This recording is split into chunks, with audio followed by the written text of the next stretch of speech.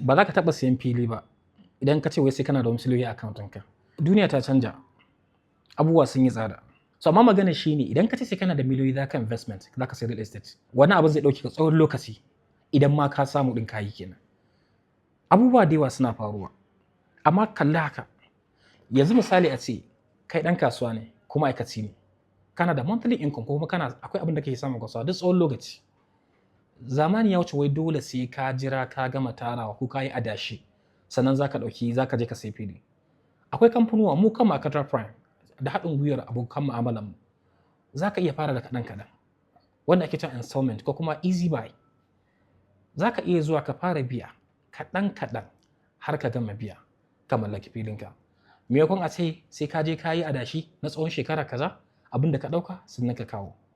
Daga ran da aka ce ka fara saka kuɗi, yarjejeniya ce tsakanin kai da kamfani. Idan har ka cika yarjejeniyarka, shi ma kamfani yana ƙoƙarin ya cika yarjejeniyarsa. Za ka mallaki property ka a cikin ƙanƙanin lokaci ko kuma ibin tsawon lokaci ɗin ma, so amma ba tare da ka ƙura kanka ba. A shawarce, kar ka jira ko kada ki jira ki ce wai sai kin sa miliyoyi a account ɗinki.